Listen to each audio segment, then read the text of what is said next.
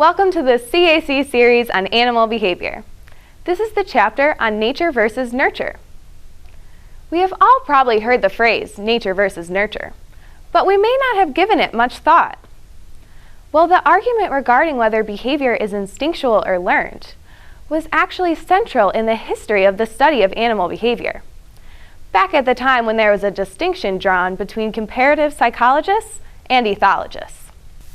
Ethologists typically favored instinctual models of animal behavior, such as Konrad Lorenz's notion of a fixed action pattern, which referred to innate patterns of behavior that were performed stereotypically in response to specific environmental stimuli.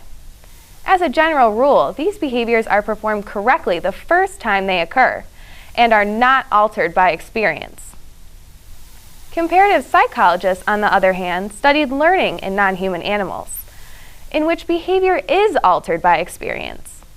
In their studies, the focus was specifically on changes in behavior.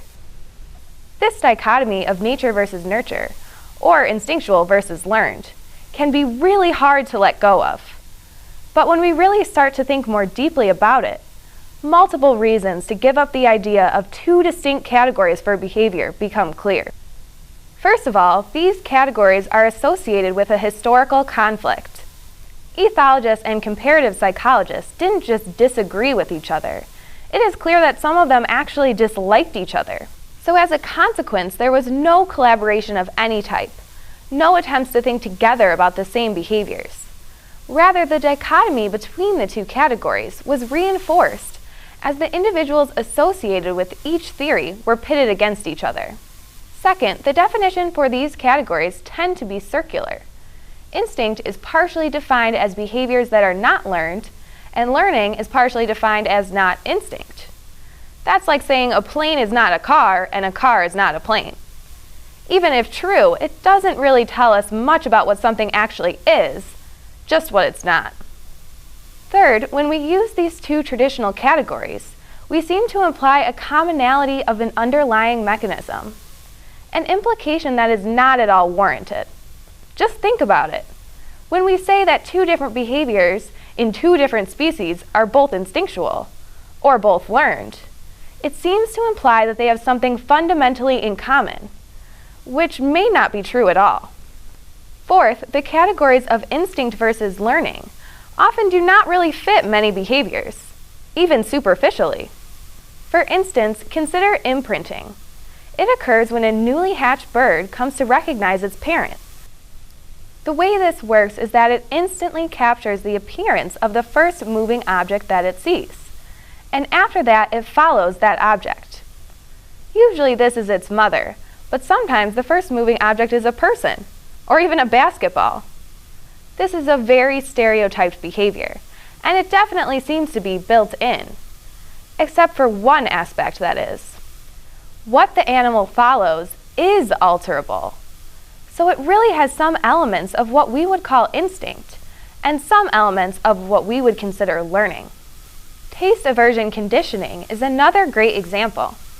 This occurs when an animal gets sick after eating something toxic, and the animal then avoids eating that food item in the future. This too is very stereotyped in ways that appear to be built in, but there is flexibility about which food items the animal comes to avoid. In this way, it is certainly altered by experience. These two examples illustrate an important point. When nature does not conform to our human notions, we cannot say that the problem is with nature. It is surely a sign that our concepts, the two categories, are the problem. Our obligation in the study of animal behavior is to explain nature. We certainly cannot simply adhere to the old categories and claim that the animals are somehow doing it wrong. Lastly, the instinct versus learning categories are naive in light of modern knowledge of genetics and neurophysiology. We now know that genetics and the environment influence every trait. Even traits that we would normally consider completely genetic, like hair color or height, are influenced by many environmental factors, such as nutrition, and traits that we usually think of as entirely dependent on experience. An example might be the acquisition of human language. is very dependent on the prior development of the necessary neural pathways.